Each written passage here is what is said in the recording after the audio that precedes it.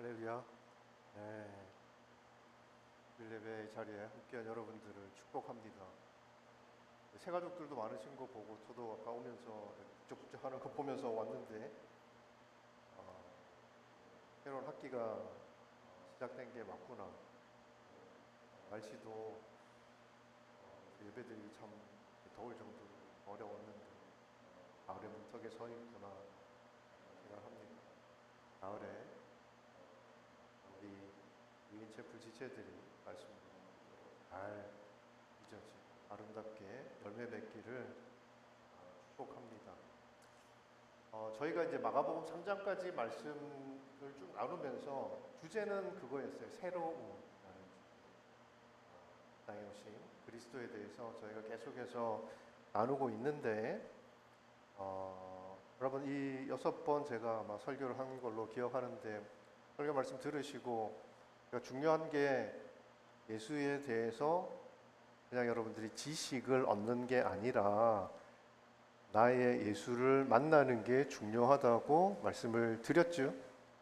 네, 기억 안 나실 것 같은데 중요한 거는 다른 사람이 예수 만나고 내가 예수에 대해서 얼마나 많이 알고 하나도 안 중요합니다. 내가 예수를 만났느냐, 네, 그게 중요하지요. 오늘 1대1 강의 이제 1대1 양육자반, 동반자반 관련해서 강구하시는데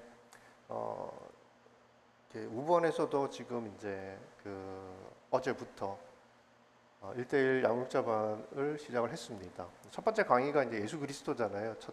1, 2, 3, 4가가 다 예수 그리스도인데 그리스도에 대한 말씀 제가 이런 이야기도 나누면서 그 이야기를 드렸어요. 우리 성도들 가운데 여러분 예수 만나셨습니까? 라고 물어보면 다 만났다고 하고 예수 믿느냐고 물어보면 다 예수 믿는다고 하지요. 네. 근데 가만히 보면 예수를 믿는다고 고백하는 분들 가운데 예수 믿는 분이 계시고 그런 성도들도 계시고 또 어떤 분들은 나는 예수 믿는다고 믿는 분들도 계세요. 이 차이가 뭔지 아시겠지요? 진짜 내가 나의 예수를 만나서 그 예수를 나의 구주로 인정하고 고백하는 분들이 있는데 다 아는 거지. 예수에 대해서 뭐 설교도 듣고 강의도 듣고 공부도 하고 그렇게 해서 내가 이제 예수를 만난 것 같은 거예요. 그래서 나는 예수 이제 아니까 예수 믿는구나 라고 믿는 분들이 계시다는 거예요. 요건 천국과 지옥을 가르는 큰 차이예요. 네. 자, 그래서 저는 계속 그리스도에 대해서 말씀을 나누는데 목적은 여러분들이 여러분 개인적으로 내 예수를 만나는 겁니다. 여러분의 입술로 여러분들이 만난 예수를 구주로 고백하는 것, 이게 중요하지요. 3장까지 지금 말씀을 나눴는데 난 아직까지는 조금 아닌 것 같다. 걱정하지 마세요. 앞으로 계속 예수에 대한 이야기 할 겁니다. 오늘 함께 나누는 말씀은 예수께서 이제 제자들에게 가르치신 말씀에 대한 이야기예요. 사장에 기록되어 있는 오늘 읽었던 말씀은 이제 사장에 기록된 여러 비유 가운데 우리가 씨 뿌리는 자의 비유 혹은 밭의 비유로 잘 알고 있는 그런 말씀입니다. 자, 오늘 본문의 내용을 여러분들 설교도 많이 들으셨을 거고 이제 아시겠지요. 그리고 이 본문의 내용과 의미를 이해하는 게 어렵지 않아요. 네, 우리는 이제 다 국어 공부들 다 이렇게 열심히 해서 시험 쳐서 이렇게 지금 여기까지 와 계신 분들 아닙니까? 그러니까 그냥 읽어보면 이 비유하신 내용이 어떤 의미인지 여러분들이 이해하는 게 어렵잖아요. 왜 그러냐? 주님이 다 말씀해 주셨거든. 비유로 말씀하시고 이 비유의 뜻이 뭘까 막 고민하면서 이게 찾은 게 아니고 이 비유는 이런 의미다. 내가 이야기한 이 내용은 이런 것을 비유하는 이야기다라고 주님이 다 이야기해 주셨단 말이죠. 네. 그러니까 내용을 이해하는 것은 어렵지 않아요. 그럼 우리는 이 본문을 통해서 그럼 뭘 봐야 되냐? 내용도 이제 우리가 알아야겠지만 의도를 알아야 합니다. 먼저 의도. 주님이 왜 비유로 말씀하셨을까? 지금까지 이제 뭐 이 3장 말씀, 2장 말씀 쭉 나누면서 종교 지도자들, 바리새인들과 주님이 막 여러 가지 논쟁을 했던 게 나오잖아요. 왜 죄인들과 같이 밥을 먹어요? 안식일 날 왜 당신들의 제자들은 금식을 안 해요? 뭐 그런 안식일 논쟁, 뭐 죄인들과 같이 식탁을 교제를 하는 것, 뭐 그런 여러 가지 논쟁들을 했단 말이죠. 그 5가지 논쟁을 저희들이 같이 이미 나누기도 했지만 그때는 종교 지도자들과 대놓고 논쟁을 했습니다. 뭐가 옳은 것이냐, 너희 생각이 어떻게 잘못된 것이냐 이렇게 직접적으로 막 이렇게 예수님께서 말씀을 해주셨죠. 근데 갑자기 비유를 말씀하신단 말이에요. 제자들에게 특별히. 그러니까 왜 주님이 정면 돌파하면 될 텐데 이렇게 비유라는 방법을 사용하신 걸까? 그리고 이 본문의 비유를 우리 어떤 맥락에서 이해해야 될까 생각해 볼 필요가 있습니다. 자, 1절 2절 말씀 다시 보겠습니다. 예수께서 다시 호숫가에서 가르치기 시작하셨습니다. 수많은 사람이 예수 주위에 모여 들었기 때문에 예수께서는 호수에 배를 띄우고 배에 올라 앉으셨습니다. 사람들은 모두 호숫가를 따라 앉아 있었습니다. 예수께서 비유를 들어 그들에게 여러 가지를 가르치셨습니다. 그러면서 이렇게 말씀하셨습니다. 그러니까 이제 예수님을 많은 사람들이 찾아온 거예요. 그래서 예수님이 이제 뭔가 말씀을 하시고 가르치시는데 비유로 말씀을 하시더라는 거죠. 종교 지도자들과는 그렇게 하지 않았는데. 그러니까 이제 주님의 말씀을 듣는 사람들 가운데 그 말씀을 깨닫는 사람, 이 비유를 이해하는 사람은 아, 주님 무슨 이야기를 하시는구나 알아들을 것이고, 그걸 깨닫지 못하는 사람은 듣긴 들어도 뭐 씨 뿌리는 이야기를 쭉 하시고 뭐 밭에 대한 이야기를 하시는데 저게 뭔 소린가? 주님이 왜 저런 이야기를 하시는가? 뭐 그렇게 되는 상황이 된 거죠. 주님이 그 방법을 일부러 취하신 거죠. 누군가는 다 같이 듣는데 똑같은 말, 여러분들이 지금 다 말씀을 듣잖아요. 근데 어떤 분들은 저 목사가 무슨 얘기를 하나, 뭔 소린가 싶은 사람도 있고, 그 말씀이 또 귀에 들어오는 사람들도 있을 거라는 거죠. 그런 방법을 아예 주님께서 취하셔서 말씀을 하신 겁니다.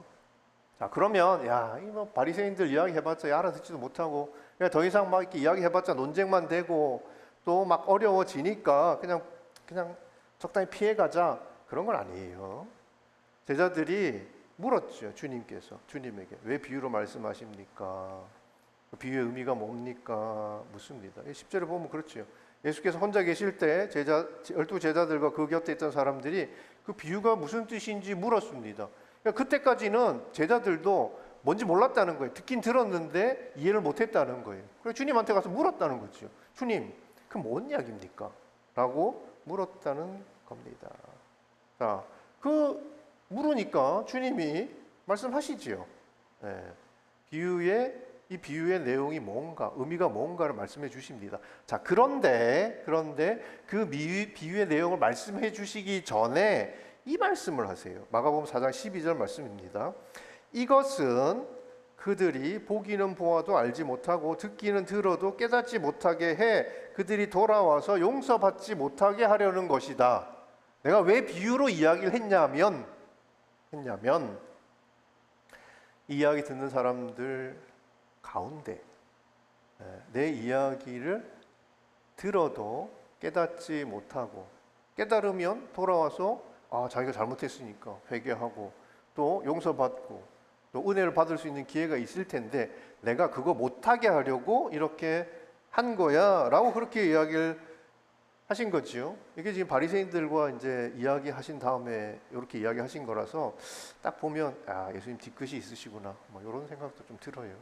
그런데 주님이 지금 무슨 이야기를 하시냐면 정확히는 지금 제자와 무리를 구분하시는 거예요.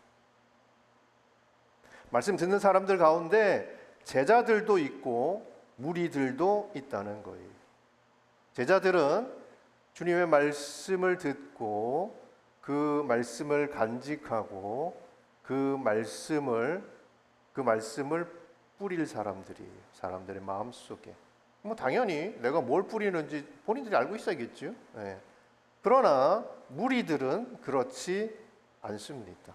그러니까 주님이 나를 찾아오는 것을 내가 막지는 않는데, 그렇다고 해서 모든 사람이 주님의 은혜를 누리는 건 아니라는 거죠. 복음을 우리가 전하면 복음을 듣는 사람들 가운데 그 복음을 받아들이는 사람도 있고, 그 뭔 소리냐 그러면서 거부하는 사람들도 있잖아요. 들어도 그 은혜를 다 누리지는 못하게 되는 거죠.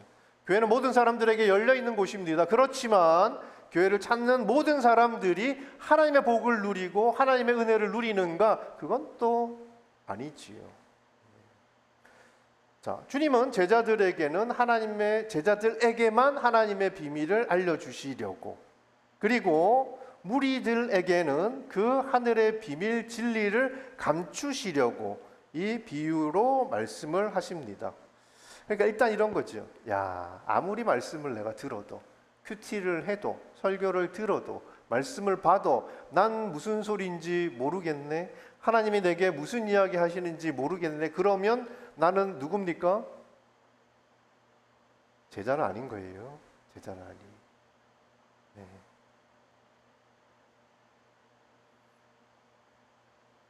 주님을 따르는 자가 아니라 주님에게 빵이나 얻을 수 있을까 해서 기웃거리는 무리입니다. 뭐 그래도 좀 알아듣게 말씀해 주시면 좋잖아요 라고 생각할 수 있지요. 네. 그렇지만 여러분, 주님이 처음부터 비유로 말씀하시지 않았어요. 알아듣게 말씀해 주십니다. 하나님 나라에 대해서, 천국 복음에 대해서. 네. 천국 가까이 왔다, 회개하라 말씀하시잖아요. 뭐 거기에 뭐 이해 못할 내용이 뭐 있습니까? 정확하게 말씀을 해주시지요. 네. 자, 그런데 하나님 나라나 하나님의 뜻 아무런 관심 없이 살면서 그냥 오직 중요한 거는 이분한테 내가 교회 다닌 이유가, 내가 신앙생활을 하는 이유가, 내가 예수를 찾는 이유가 그냥 단지 내 배를 불릴 빵이 전부인 사람, 그런 사람은 스스로 주님에게 길을 막고 사는 사람들이죠. 그러니까 이런 얘기예요. 비유로 말씀하시니까 못 알아듣는 게 아니고 들으려고 하지 않아요. 찾으려고 하지 않아요. 그러니까 안 들리는 거예요. 안 들리는 거예요. 내가 굳은 마음과 다친 마음으로 살다 보니 그렇게 돼버렸다는 거예요. 그게 신앙인 줄 알고 나는 그냥 예수 믿는다고 믿고 살다 보니까 내가 어느새 그렇게 돼버렸다는 거예요. 굳어진 거지요. 길을 막고 사는 거지요. 그러니까 비유로 말씀하신 주님 왜 그렇게 말씀하시나, 알아듣게 말씀하시지 라고 우리가 생각할 수 있지만, 그렇게 말씀하시는 주님이 이상한 게 아니고 그 말씀이 늘 우리에게 말씀해 주셔도 그 말씀이 들리지 않게 된 내가 이상한 성도로 살고 있는 겁니다. 여러분, 우리의 인생은 퍼즐 같아요. 예, 어떻게 보면 수수께끼 같지요. 야, 인생에 주어지는 많은 것들, 내가 경험해보지 못한 많은 것들, 우리가 앞으로 살아가면서 많은 것들을 경험하고 또 그것들을 헤쳐나가야 될 텐데, 여러분, 그 퍼즐 같은 인생을 어떻게 이해하는 게 맞지? 어떻게 해석해야 되지? 그래야 길을 찾을 수 있을 거 아니에요. 그 다음 스텝을 여러분 이렇게 두려움 없이 밟을 거 아니에요. 야, 이게 밑에 뭐가 있는지 몰라서 이렇게 발을 갖다가 대서 혹시 이게 꺼지지 않을까? 여러분, 한 발 한 발 딛는 게 여러분 정말 살얼음 걷는 것처럼 그렇게 살면 안 되잖아요. 여러분, 그 지혜가 필요한, 어떻게 보면 이 퍼즐 같은 그런 인생이라서 참 사는 게 무겁고 힘들지 않으십니까? 여러분, 이게 왜 안 풀릴까? 우리가 참 지혜가 필요하다는 생각을 많이 하는데, 여러분 왜 어렵냐면 그거를 우리는 내가 자꾸 풀어야 한다고 생각해요. 근데 인생의 문제인데 그럼 누가 풀어주냐? 내가 스스로 해결해야지. 그러면서 내가 스스로에게 스스로의 인생의 선생이 되고 스스로의 길잡이가 되려고 하지요. 그러니까 어려운 겁니다. 여러분 인생 사는데 지혜도 필요하고 능력도 필요한 건 맞아요. 근데 도움은 되겠지만 여러분 우리에게 필요한 것은 지혜가 아니라 주님이지. 왜냐하면 제자들이 비유로 들었어요. 자기들도 그 무리에 섞여서 주님이 비유로 말씀하시는 걸 들었단 말이에요. 근데 그때는 이해가 안 돼. 내 인생 해석이 안 돼. 안 되는 거예요. 그런데 가서 주님에게 묻지요. 자기들이 이 비유를 해석하려고 풀어내려고 막 머리를 짜내지 않는단 말이에요. 가서 주님에게 물었어요. 물었더니 주님이 다 대답을 해주시네. 그렇죠? 문제를 낸 사람이 답을 다 알고 있는 거 아닙니까? 근데 여러분 그걸 내가 막 풀어. 여러분 그래서 막 풀었다고 칩시다. 여러분 그게 답이라는 확신이 있으세요? 그게 답인 줄 알고 갔더니 나중에 보니까 함정일 때가 참 많잖아요. 네. 여러분 인생 가운데 다가오는 모든 것들이 주님의 손을 거치지 않고 주어지는 것들이 있습니까? 없잖아요. 우리는 없다고 믿잖아요. 다 주님의 손길이 깃들어 있다고 믿잖아요.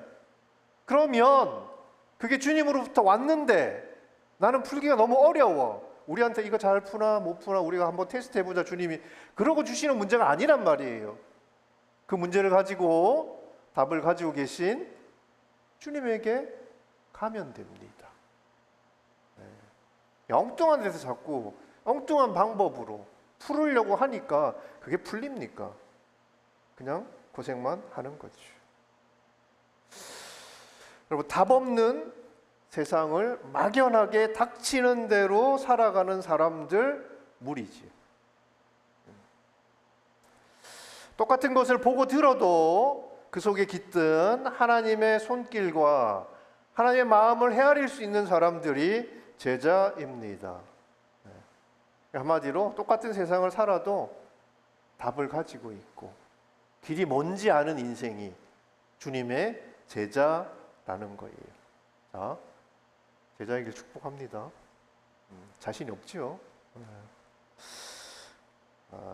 예수를 만난 사람은 이렇게 자신이 없을 수가 없어.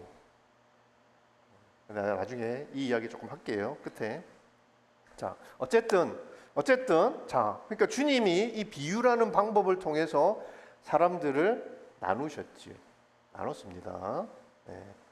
자, 그럼 왜 이런 구별이 필요하냐? 자, 10절부터 13절 말씀 다시 보겠습니다. 예수께서 혼자 계실 때 12 제자들과 그 곁에 있던 사람들이 그 비유가 무슨 뜻인지 물었습니다. 예수께서 대답하셨습니다. 너희에게는 하나님 나라의 비밀을 아는 것이 허락됐으나 다른 사람들에게는 모든 것을 비유로 말한다. 이것은 그들이 보기는 보아도 알지 못하고 듣기는 들어도 깨닫지 못하게 해 그들이 돌아와서 용서를 받지 못하게 하려는 것이다. 그리고 예수께서 그들에게 말씀하셨습니다. 이 비유를 알아듣지 못하겠느냐? 그렇다면 다른 비유는 어떻게 알아듣겠느냐?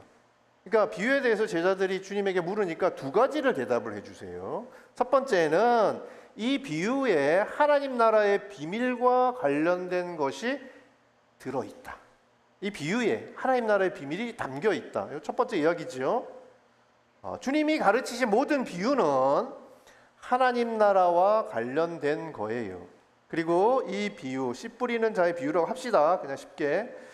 이것도 역시 하나님 나라의 비밀이 감추어진 그런 말씀이에요. 자, 두 번째 하나님 나라의 비밀 관련이 있다고 이야기하셨고, 두 번째, 제자들은 하나님 나라의 비밀을 아는 것이 너희는 허락된 사람이다. 그 이야기를 해주셨지요. 네.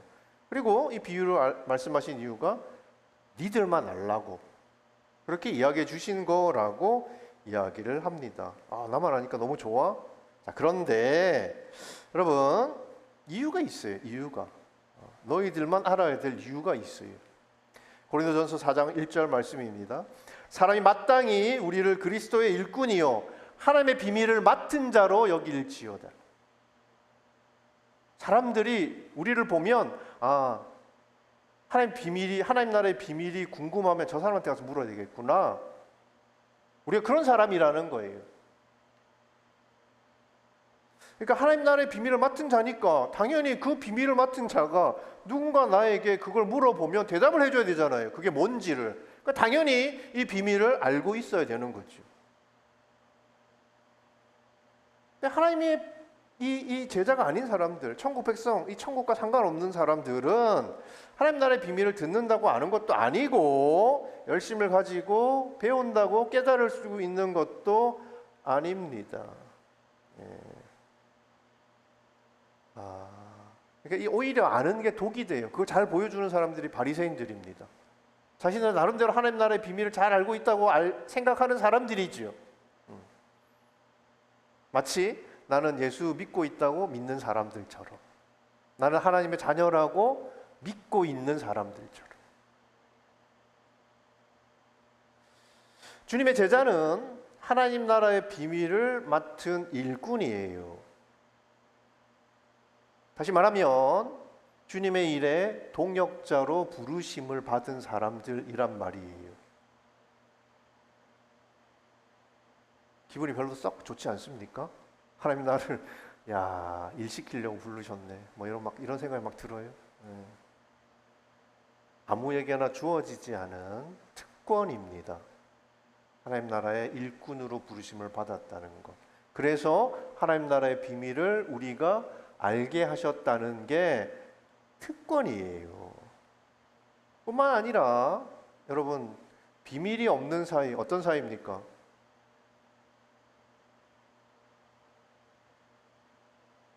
왼수지요. 친구잖아요, 친구. 저 친구끼리는 비밀이 아주 없게 하겠어. 그렇지만 원래 친구라는 개념 자체가 비밀 없는 사이잖아요. 너랑 나랑, 너랑만 알고 있어? 나중에 다 알고 있지만. 근데 친구라는 거는 그 비밀을 공유하는 사이죠. 그리고 비밀을 지켜줄 수 있는 그런 사이죠. 여러분, 주님의 일꾼이라는 특권을 누리는 사람이고 주님의 친구인데, 여러분, 주님이 여러분 한 사람 한 사람을, 제자들을 얼마나 귀하게 여기시냐는 거예요. 주님에게 여러분들이 얼마나 귀한 사람이냐는 거예요. 사람들이 여러분들에게 평가하는 게 있겠지요. 중요한 거는 주님에게 내가 누구냐는 거잖아요. 주님에게 내가 누구냐.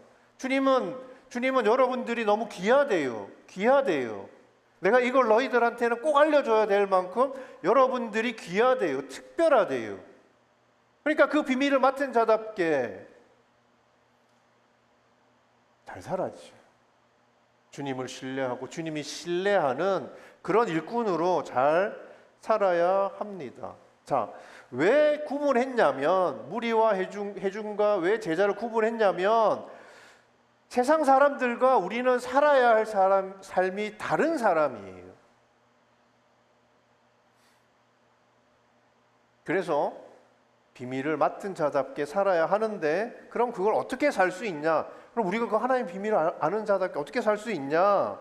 자, 오늘 본문을 통해서 이 비유의 내용이 그 하나님의 비밀을 맡은 제자들이, 하나님 그 천국 백성들이 그럼 어떻게 천국 백성으로 살 수 있냐? 그걸 위해서 우리가 알아야 할 것들, 필요한 것들을 말씀을 해 주시는 거예요. 자, 13절 말씀에 주님이 이 비유를 알아듣지 못하냐? 그러면 다른 비유는 어떻게 알아듣겠느냐? 여러분, 이 말씀이 무슨 이야기인 것 같았어요? 11절에 비유가 하나님 나라의 비밀과 관련된 거라고 이야기를 하셨고, 씨 뿌리는 자의 비유도 그 하나님 나라의 비밀이 감춰진 비유라고 말씀하셨는데, 13절 말씀에 니들이 이 비유를 모르면 다른 비유는 어떻게 알아들어? 라고 지금 이야기를 하신단 말이에요. 그럼 무슨 얘기냐? 이 씨 뿌리는 자의 비유가 하나님 나라의 비밀과 관련된 시작이라는 거예요. 이걸 알아야 이거 훅 건너뛰고 하나님 비밀을 아는 게 아니고 이걸 알아야 그 다음 알 수 있다는 거예요. 그러니까 이게 키라는 거예요. 시작하는 키라는 거예요. 여러분, 씨 뿌리는 자의 비유는 오늘날 우리는 여러분 농사 짓습니까? 전 저희 집사람에게 제발 집에서 좀 기르지 말라고 아주 권면하는 사람입니다. 잘 못해. 우리는 이게 경험이 잘 없어가지고 그런 거 해보신 분들도 계시겠지만, 자, 여러분 오늘날은 그렇지 않지만 당시 사람들에게 농경, 목축 이건요 그냥 일상이에요. 먹고 살려면 해야 되는 일들이야. 늘 씨를 뿌리고 씨를 기르고 추수하고 양치고 그렇게 했던 사람들이지요.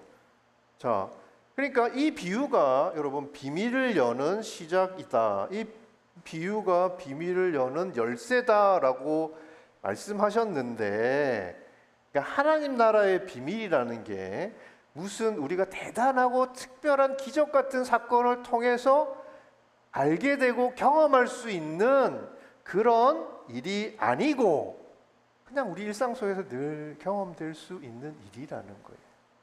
그러니까 여러분 일상을 잘 들여다보면 이 하나님 나라가 여러분의 삶 속에 깃들어 있다는 거예요. 우리는 찾지도 않고 있는 줄도 모르니까 그냥 사는데, 우리의 일상 속에, 우리의 삶 속에 여러분 하나님 나라를 알 수 있는 열쇠들이 있다는 겁니다. 그리고 그 하나님의 나라는 우리의 일상 속에서 경험되어야 하는 나라이기도 하지요. 자, 여러분, 그래서 여러분들은 천국을 살고 계십니까?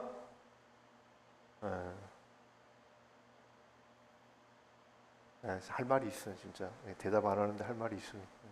나중에 몰아서 여러분 이야기하기로 하고, 난 아닌 것 같은데, 살면 좋겠는데, 아닌 것 같은데, 그러면 우린 계속 들어야지, 예수님 말씀을.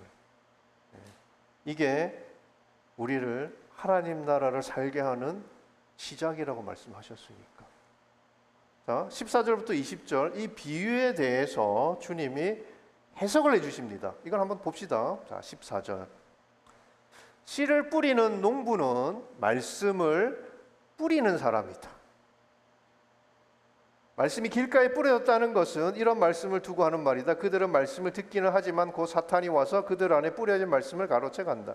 그러므로 이와 마찬가지로 말씀이 돌밭에 떨어졌다는 것은 이런 사람을 두고 하는 말이다. 그들은 말씀을 듣고 기뻐하며 즉시 받아들이지만 뿌리가 없어서 오래가지 못하고 그 말씀 때문에 고난이나 핍박이 오면 곧 넘어진다. 또 다른 사람들은 말씀이 가시밭에 떨어진 것과 같아서 그들은 말씀을 듣기는 하지만 이 세상의 걱정, 돈의 유혹, 그 밖에 다른 많은 욕심이 들어와 말씀의 기운을 막고 열매를 맺지 못하게 한다. 그러나 말씀이 좋은 땅에 떨어진 것과 같은 사람들은 말씀을 듣고 받아들여 30배, 60배, 100배의 열매를 맺는다. 자, 주님 다 말씀해 주셨지?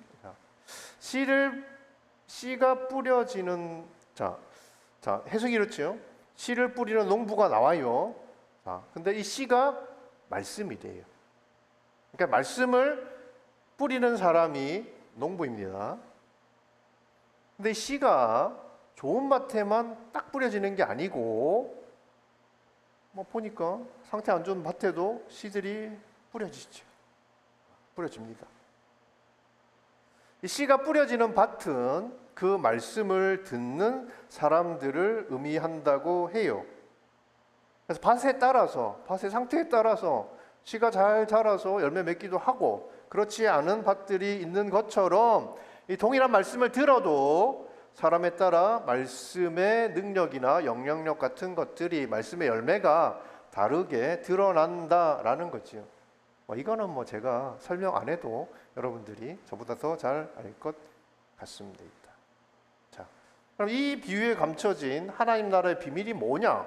간단히 말하면 말씀이 그 사람의 삶을 주장해서 많은 열매를 맺게 되는 사람이 천국을 사는 사람이겠죠. 말씀이 주장해서 많은 열매를 맺는 사람이 천국을 사는 사람이다. 반대로 말씀을 들어도 열매가 없다면 천국과 상관없는 삶을 사는 사람들이겠지요. 자, 그런데 이 밭이 누구를 이야기하는 거냐? 이거를 우리가 생각해 볼 필요가 있습니다. 자, 지금 이 비유를 듣는 사람들은 누굽니까? 무리예요? 이 해석을 듣고 있는 사람들이 누구예요? 대답을 좀 하라고. 제자잖아요, 제자들. 무리가 아니에요. 제자들입니다. 주님은 비유라는 방법으로 이미 사람들을 나눴어요. 제자와 무리로 나눴어요. 그러니까 이 비유라는 방법 자체가 사람들을 나누는 방법이었다는 거예요. 그리고 그 사람들 중에서, 나눈 사람들 중에서 제자들이 이 비유의 해석을 듣습니다. 말씀을 들었죠? 주님이 제자들에게 지금 말씀을 뿌린 거예요. 그 말씀을 듣는 제자들 중에는 가시밭 같은 사람도 있고 돌밭 같은 사람도 있고 좋은 밭도 있고 길가와 같은 밭도 있다는 거예요. 내정적으로 이야기하지만 실제로 그냥 딱 이야기하면 둘이죠. 뭐 나쁜 밭, 좋은 밭 이렇게 나눠집니다. 여러분, 천국 백성은 좋은 밭이고 세상 사람은 그렇지 않은 밭이고 아니에요.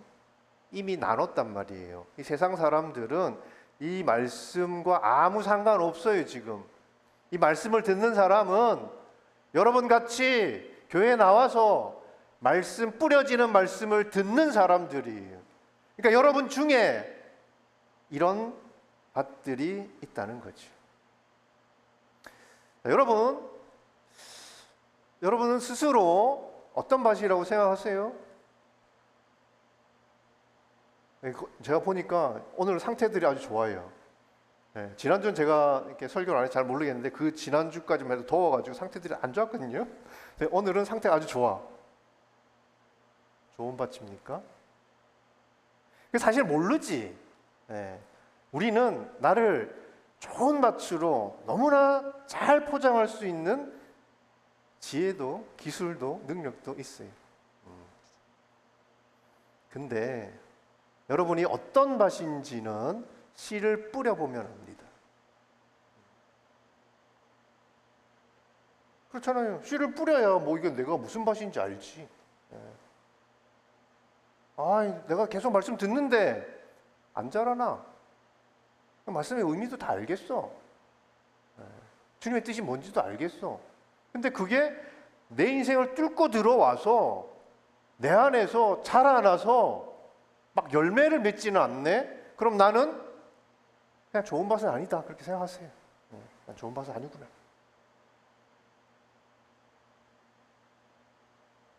세상 사람들은 말씀과 상관없는 사람들이 적어도 교회에 나와서 여기 앉아서 말씀을 듣는 사람들이라는 거예요. 그러니까 이 비유는 천국 백성들이 다 열매 맺는 인생을 산다 이 이야기를 하는 게 아니고 이 말씀을 듣는 사람들 가운데 교회 안에 여러 종류의 밭이 있더라는 겁니다. 그러니까 천국을 살지 못하는 사람이지. 너무 안타깝지 않아요? 예수를 만났는데 교회 나오는데 말씀 듣는데 예배 드리는데 주님의 일을 나름대로 한다고 하는데 나는 내 인생이 지옥이야. 그 지옥이 천국으로 변화되기를 축복합니다. 자, 문제가 뭐예요? 자, 첫 번째 길가밭. 이 밭은 사단의 공격에 무방비 상태로 노출되어 있는 밭이에요. 자, 여러분들도 이런 밭일 수 있어요. 자, 이런 사람은 어떤 사람이냐면 구원받았다는 거 말고는 세상 사람들과 하나도 다를 바 없이 살아가는 육적인 그리스도인입니다. 세상적인 것으로 너무 잘 다져져 가지고요. 영적인 것이 뚫고 들어가지 못해요. 다 튕겨져 나가는 거예요. 은혜 받았어요? 아니에요. 두 번째, 돌밭이죠, 돌밭. 이 사람들은요, 양육, 훈련 이런 거 안 받아요. 그러니까 뭔가 골라내야 되고, 돌을 골라내야 되고, 거기다가 이게 씨를 뿌려야 되는데, 그런 건 안 하는 거야. 네.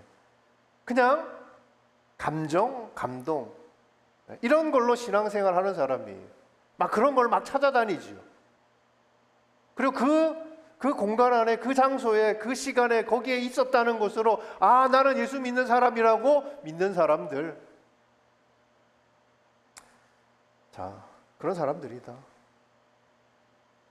여러분, 신앙에 감동, 감격 중요하지요. 주님이 나를 이뻐하시는데 왜 그게 내 마음에 아무런 뭘 안 주겠어요. 주님 만나는 게 기쁘고 즐겁고 감격스럽고 감동, 맞지요. 이 감동이 없으면, 감동 없이 신앙생활 할 수 있는데 여러분, 신앙생활이 참 메마를 겁니다. 그런데 지식이 없는 신앙은 되게 위험한 신앙이에요. 잘 골라내야 합니다. 세 번째 부류는 가시밭이죠. 다 이거 말씀드려요. 세상과 하나님과 세상에 양다리 걸치고 사는 사람, 양다리 걸치고 사는 그리스도인. 왜 내가 늘 예배 드리고 말씀 듣고 나도 막 이렇게 잘 살고 싶은데 내 삶에 이 천국이 참 안 보이냐? 셋 중에 하나라는 거예요. 천국은 말씀에서 시작합니다. 여러분, 삶이 말씀으로 빚어져야 합니다. 말씀이 뿌려져야 천국이 시작될 수 있습니다. 복음 전하는 사람이 없으면 어떻게 사람들이 복음 들어야 그 사람들이 예수를 만나고, 그리고 그들이 예수를 구주로 영접할 건데 듣지 못하는데 어떻게 그들이 예수를 만나고 그들이 그들의 입으로 신앙 고백하겠냐? 맞지요? 말씀이 뿌려져야 천국이 시작돼요. 왜 내가 천국을 살지 못해? 뿌려진 말씀이 여러분의 삶을 주장하지 못하는 거예요. 뿌리를 내리지 못하는 거예요. 말씀이 아닌 다른 것이 여러분들을 주장하고 있는 거예요. 그러면 나는 천국과 상관없는 그런 그리스도인으로 살 수밖에 없습니다. 말씀이 주장하면 그냥 이거는 자동이에요. 성령의 열매, 전도의 열매, 기도의 열매가 열리게 되어 있습니다. 그래서 여러분, 돌밭같이 여러분 마음밭에 있는 돌들, 가시밭처럼 여러분을 찌르고 사람들을 찌르고 그리스도를 찌르는 그 가시들을 제거하는 게 저절로 되겠습니까? 경건의 훈련이 필요해요. 그거 없이 시간 지나고 뭐 교회 다니다 보면 저절로 천국을 살게 되는 거, 그런 거 없습니다. 자, 이게 씨 뿌리는 비유 속에 감추어진 천국의 비밀이고, 말씀, 이 천국의 비밀을 맡은 우리는 이 말씀이 주장하는 삶을 살아야 될 뿐만 아니라 말씀을 또 뿌리는 삶을 살아야겠지요. 그래서 디모데후서 4장 2절 말씀, 너는 말씀을 전파하라. 때를 얻든지 못 얻든지 항상 힘쓰라. 야, 말씀 전하기 좋은 때, 내가 저 사람에게 참 말씀 전하기 좋은 때 말씀을 딱 전해야지.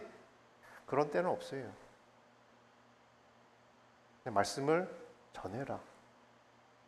말씀을 잘 전해라 아니라 전하는 거 말씀이면 된다. 그 말씀의 능력이 그 사람에게 역사할 거다.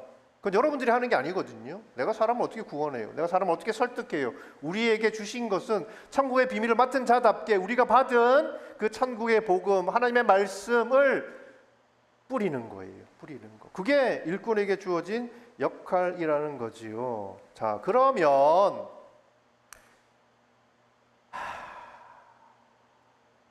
문제는, 자, 내가 알고 있어야 되고 간직해야 되고 뿌려야 될 사람인데, 자, 지금 말씀을 제가 딱 뿌렸는데 여러분들이 지금 표정이 아주 좀 시리어스한 사람들이 있어.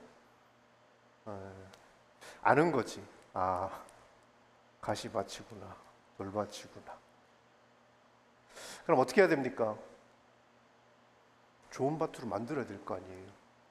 막 훈련도 하고 양육도 받고 막 해야 될 거 아니에요. 그러면 될까요? 여러분, 우리가 할 수 있는 게 있고요. 우리가 맡겨야 될 게 있습니다. 그거 헷갈리지 말라고 말씀드렸잖아요. 우리는 내가 해야 될 걸 자꾸 하나님한테 맡겨야 될 걸 자기가 막 가져와가지고 자기가 풀려고 막 머리를 싸매고 있더라는 거지. 여러분, 우리가 할 수 있는 거는 어디까지냐 하면, 내가 돌밭이구나, 내가 좋은 밭인 줄 알았는데 이거 안 자라는 거 보니까 나 가시밭이 맞네, 요거 아는 데까지입니다. 그러면 좋은 밭이 돼야 그 다음 스텝이 될 거 아니에요. 이제 이 열쇠를 열고 문을 들어가서 내가 이제 그 천국의 비밀을 맡은 자답게 나도 천국을 살고 그 천국을 전하는 삶을 살아야 될 거 아니에요. 근데 알았어. 알았다고 해서 뭐가 달라지나? 네. 어떻게 해야 됩니까? 여러분, 어떻게 하십니까? 그 말씀이 여러분 안에서 자라나는 좋은 밭이 되려면 기도해야 합니다. 기도해야 합니다. 이 비유가요, 복음서 마가복음에도 있고 누가복음에도 있어요. 근데 이 비유 말씀하시고 나서 주님이 그런 말씀하시죠.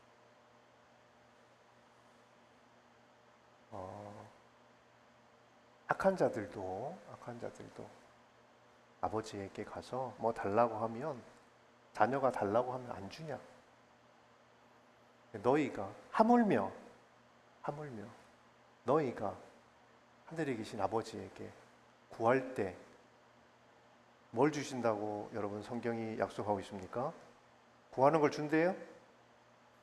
아마 아닐 겁니다. 구하는 걸 주는 게 아니고 성령을 주시지 않겠느냐. 우리가 기도를 하면 성령을 주신대요. 그럼 성령이 와서 뭘 하냐면 가시도 다 쳐내고 돌도 골라내고 여러분에게 뿌려진 말씀이 여러분 안에서 자라나서 열매 맺을 수 있는 좋은 밭을 만들어 가신다. 내가 막 성경 공부 이런 게 아니고, 이 경건의 훈련이라는 것이 성령이 여러분의 생각과 여러분의 중심을 주장하는 거예요. 그거 하려고 자꾸 나를 열고 내가 중심이 되어 있던 곳에 예수를 자꾸 모셔다 오는 게 이 경건 훈련의 그냥 전부거든요. 그걸 누가 하시냐? 내가 하는 게 아니고, 내 열심으로 하는 게 아니고, 내가 한 만큼 얻게 되는 게 아니고 성령께서 하신다. 근데 그 방법이 기도라고 주님이 가르쳐 주시는 거예요. 기도하면 하늘에 계신 천부께서 너희에게 성령을 주시지 않겠냐. 그러면 우리는 이제 그 문을 열고 들어가서 그 하나님의 비밀들을 여러분의 삶 속에 누리고 살게 되는 거죠. 자, 제가 이제 이번 주에 저 이제 우번에서도 우리 성도들한테 말씀드렸는데, 이번 주에 이제 저도 뭐 하나님의 음성을 듣는 사람 듣지 않았겠습니까? 큐티하면서 에스겔서 말씀, 여러 가지 이스라엘 백성들에 대해서 막 책만한 말씀이 나오는데, 저는 한 주간 계속 묵상했던 게 나는 질투하는 하나님이라. 나는 질투하는 하나님이다. 그래서 하나님 비위 건드리면 큰일 나겠다 이런 생각을 한 건 아니고요. 질투하시는 하나님이다. 여러분 질투해 보셨습니까? 좀 이렇게 여러분 이 나이쯤 되면 막 이렇게 질투할 일도 생기고 그래야 되는 거 아닌가? 내가 이 남자 좋아하는데, 내가 이 자매 좋아하는데 막 딴 데 보고 있으면 막 질투가 나고, 이게 정상 아닌가? 그건 여러분 알아서 하시고. 근데 질투라는 건 나를 안 보고 있으면 막 속에서 끓어오르는 감정이 질투잖아요. 질투하시는 하나님이라는 거는 간단히 이야기하면 나만 보라는 거예요. 나만. 자꾸 곁눈질하지 말고 사람 보지 말고 나만 보라는 거예요. 나만. 근데 우리 우번에 우리 성도들도 약간이 아니지, 아주 심하지. 그런데 우리는 나름대로 이게 선이라는 게 있어요. 그러니까 이 선을 넘는 거를 우리는 불편해하잖아요. 다 이게 보이지 않는 선들이 있어. 나도 있고 너도 있어. 우린 그걸 다 알아요. 선을 잘 안 넘으려고 합니다. 내가 넘는 것도 좀 그렇고 남이 넘어오는 것도 싫지. 이런 선들이 다 있어요. 기도할 때도 우리에게 이런 선이 있어요. 찬양할 때도 우리에게 이런 선이 있어요. 나는 막 다윗처럼 하나님 앞에 손들고 춤추면서 나는 정말 찬양하고 예배하고 싶은데, 야, 이거 내가 그렇게 예배하면 다른 사람들이 저 미갈처럼, 야, 제가 약간 오늘 상태가 안 좋구나. 그럴 것, 내가 그 선을 넘어가는 것을 다른 사람들이 보고 어떻게 생각할지 아니까 나는 그렇게 하고 싶은데 못하지. 기도, 내가 정말 하나님만 바라보고 내가 정말 하나님께서 나만 바라보라고 하시는데, 주님, 나도 하나님께서 나만 좀 바라보셨으면 좋겠어요. 왜 쟤는 주시는데 나는 안 줘요? 나도 이런 은사 받고 싶고, 나도 이런 일 할 수 있는 지혜도 얻고 싶고, 나도 하나님의 자녀답게 살고 싶은데 하나님, 나만 좀 봐주시면 안 돼요? 라고 여러분, 우리는 크게 입을 벌려서 기도하고 싶은데 선이 있으니까. 내가 이렇게 기도하면 옆에서 하나님이 들으셔야 되는데 옆에 사람은 다 들을 거란 말이지. 조용히 이야기하는 거지. 아까 제가 막 여러 물어봤는데, 제가 여러분들에게 묻는 질문들은 물론 크게 대답하지 않으셔도 좋아요. 근데 정말 중요한 대답이에요. 근데 우리가 가지고 있는 그런 선들이, 여러분, 이게 중요한 게 뭐냐면, 그래 다 좋아. 근데 나를 하나님께 가까이 가게 하지 못한단 말이에요. 하나님이 오라고 하는데, 나랑 같이 밥 먹자고 부르는데, 나는 이 선이 있으니까 옆에 자꾸 곁눈질하고 사람들이 보이고, 이 상황이 보이고, 야, 여기서는 요 정도 소리 이상으로 다 안 된다는 거지. 그리고 기도에 대해서 제가 이제 받은 책망이긴 한데, 교회가 지금 참 저희 교회가 지금 이전하고 있는 과정이 있잖아요. 우리 위인 채플도 교회를 세워가는 과정이 있잖아요. 근데 우리 이제 지난주에 우리 강보 목사님 오셨고, 그 사모님 같이 오셨는데, 사모님 기도 사역 하시는 분이에요. 북경에서도 이제 양재에서도 이제 기도 사역 하시는 분인데, 그 말을 하시는 거 여러 말씀 하셨는데, 나는 딱 하나만 들렸어. 이 교회는 기도로 덮여 있지 않다. 너무너무 부끄러운 거예요. 아, 그렇구나. 우리가 지금 이전하고 막 많은 일이 있는데, 회의도 하고 사람들 모여서 뭔가 하는데, 야, 이 예배가, 우리의 모임이 이 기도로 덮여 있을까? 이 위인 채플이 지금 기도로 덮여 있을까? 내 삶이 기도로 덮여 있을까?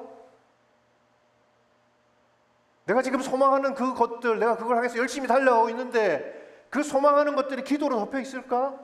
구멍이 막 나 있는데 나는 그것도 모르고 열심히만 달려가는 거지요. 그리고 한 가지 더. 몇 분 이제 기도를 제가 좀 부탁을 드렸어요. 기도를 하는데, 뭐 다른 건 다 모르겠고, 한 가지만 딱, 그것도 한 가지만 보이는 거예요. 기도를 막 이렇게 하시면서 기도하라고 하는데, 입을 크게 벌려서 기도하라는 거예요. 입을 크게 벌려서. 하나님! 이름 부르면서, 하나님 주시는, 성령이 주시는 거면 그게 방언이든 나의 말이든 크게 입을 벌려서 기도하라는 거예요. 근데 못하더라고. 교회니까.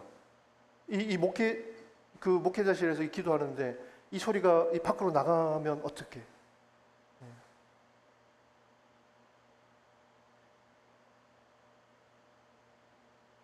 그렇게 기도를 못하는 거예요. 자, 세 가지 말씀 드렸습니다. 여러분, 오늘 말씀에 대한 이야기를 드렸어요. 근데 여러분, 이 비유를 알고 뭐 그런 게 중요한 게 아니고, 결국은 내가 어떤 밭이냐 그걸 알면 되는데, 자, 여러분의 삶에 주님께서 계속 씨를 뿌릴 때 그게 계속 튕겨져 나가지 않고, 여러분이 좋은 밭, 열매를 길러낼 수 있는 좋은 밭이 되려면 기도해야 합니다. 기도할 때, 찬양할 때, 하나님 앞에 나아갈 때, 여러분이 정해놓은 선 안에서, 여러분, 제가 오늘 우리 우번 성전 성도들한테 이야기했어요. 여호수아 6장 20절 말씀. 제사장이 나팔을 불 때 백성들이 큰 함성을 지르니까 그 여리고 성이 무너져 내리더라. 그래서 제가 성도들한테 그랬어요. 내가 기도의 나팔이 되겠다. 당신들 볼 때마다 내가 기도의 나팔이 돼가지고 나팔을 자꾸 울릴 테니까 크게 하나님을 향해서 옆 사람 보지 말고 여러분의 기도 옆 사람이 안 들어줍니다. 하나님이 들으시고 하나님 응답하시는 거예요. 여러분의 예배 여러분 옆 사람이 받는 게 아니에요. 하나님께 드리는 거고 하나님 받으시는 거예요. 그러니까 여러분 예배의 자리에서 기도의 자리에서 하나님만 바라보고 입을 벌려서 크게 기도하세요. 이번 한 학기 여러분의 삶이 기도로 온전히 덮이길 축복합니다. 하나님께서 뿌려주시는 말씀이 여러분의 삶에 30배, 60배, 100배 열매 맺는 천국 백성의 삶이 무엇인지를 여러분 제가 자꾸 이야기하는 거 듣지 말고 여러분의 삶의 지경에서 자꾸 보세요. 이야 이게 잘하고 이런 것들이 내 삶 가운데 하나님께서 이런 것들을 예비해 놓으셨구나. 내가 이걸 하나도 내 걸로 만들지 못하고 가난하게 살았네. 여러분들이 그걸 확인하고 여러분들 것으로 천국을 여러분들의 것으로 만들고 누리고 선포하고 전하는 하나님의 백성들이길 축복합니다. 아멘을 안 하잖아. 이게 크게 안 하잖아. 기도합시다. 입을 열어서 기도합시다. 입을 열어서 기도합시다. 여러분 이게 내가 의지로 기도하는 것 같지요? 아니에요. 성령이 여러분의 생각과 입술을 주장하는 거예요. 성령이 여러분의 인생을 여러분 주장하려면 여러분들은 입을 크게 열어서 맡기는 거예요. 이 시간 입을 열어서 기도합시다. 여러분들 소망하고 기도하는 것들이 있습니까? 이번 학기 동안 여러분의 삶 가운데 이루기를 원하는 것들이 있습니까? 그런데 여러분들 앞을 가로막고 있는 여리고가 있습니까? 여러분 지금까지 잘 걸어오셨지요. 근데 그 성을 넘어가려면 입을 열어서 크게 부르짖고 하나님의 권능의 손길이 내 삶 가운데 임해야 합니다. 근데 우리는 너무너무 그 선을 정직하게 잘 지키고 있어요. 이 시간 이 선이 허물어지기를 축복합니다. 하나님과 여러분 사이에 여러분들이 선 그어놓은 그 선이 완전히 허물어지기를 원합니다. 그 선이 여리고예요. 크게 입을 벌려서 기도합시다. 주여 부르며 기도합시다. 주여 부르며 기도할 때 하나님 내 인생을 맡고선 내가 그려놓은 이 여리고가 무너지기를 소망합니다. 그 여리고성을 넘어서서 하나님 내게 보여주실 그 가나안을 내가 누리며 살아가기를 원합니다. 내가 꿈꾸며 소망하는 것, 하나님이 뜻하시는 것, 내가 천국 백성으로 이 땅에서 누려야 할 것들 누리기를 원합니다. 말씀이 뿌려지면 그 말씀이 내 안에서 자라나서 천국이 경험되고 천국이 나를 통해서 여러분 세상 사람들에게 선포되기를 원합니다. 이 시간 여러분 주여 크게 외치고 입을 크게 벌려서 여러분 달라고 할 것들, 여러분 구하는 것들 입을 크게 벌려서 구하세요. 은사를 주세요. 하나님 내 길을 열어주세요. 하나님 내가 넘어가야 할 이 여리고성이 무너지게 해주세요. 여러분 큰 소리로 기도합시다. 우리 주여 한번 외치고 크게 입을 벌려서 기도하겠습니다. 주여 하나님 아버지